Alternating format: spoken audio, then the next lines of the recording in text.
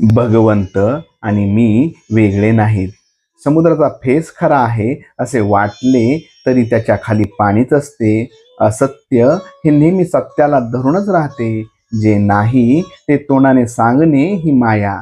तिला आपण खरे मानतो. मायेला असत्य मानले की ब्रह्माला सत्यत्व येते. आपण मायेच्या पाठीमागे जातो, पण माया ही मृगजळाप्रमाणे आहे असे समजते. तेव्हा आपण स्वस्थ होतो. जन्माच्या वेळेस सोहम म्हणत होतो, तर कोहम म्हणू लागला की शेवटी देहच मी म्हणू लागला. वास्तविक सूर्य आणि त्याचे किरण हे जसे वेगळे नाहीत, त्याप्रमाणे भगवंत आणि मी वेगळे नाहीत.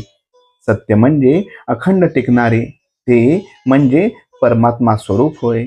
सच्चिदानंद स्वरूपाच्या ठिकाणी मन चिकटून राहणे यालाच अनुसंधान असे म्हणतात. भगवंता वाचून इतर सर्व म्हणजे उपाधी होय. मला कळत नाही असे वाटणे ही परमार्थाची पहिली पायरी आहे, आणि मी आणि भगवंत वेगळे नाहीत असे अंगी मुरणे ही शेवटची पायरी होय. जे जे घडते त्याचा कर्ता परमात्मा आहे. मी फक्त कर्तव्यापुरता आहे असे वाटले यालाच निष्काम कर्म असे म्हणतात. आणि आले तर भोगले, गेले तर सोडले हे सहज कर्म होय.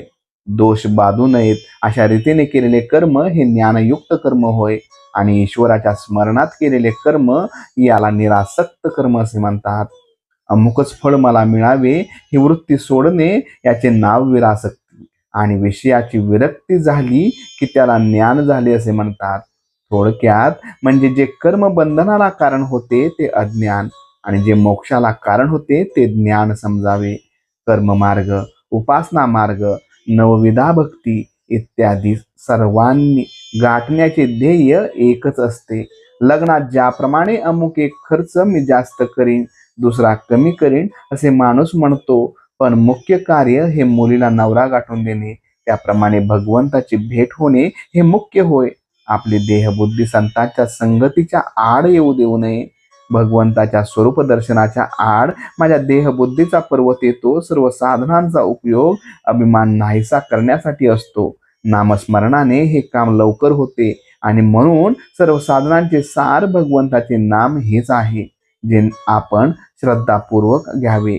भगवंताशी एकरूप व्हावे. आपण प्रयत्न करीत असताना भगवंत माझ्या पाठीशी आहे ही भावनाच आपल्याला उद्धरून नेईल याची खात्री बाळगा, आणि भगवंताच्या नामात आनंदाने कालक्रमणा करा.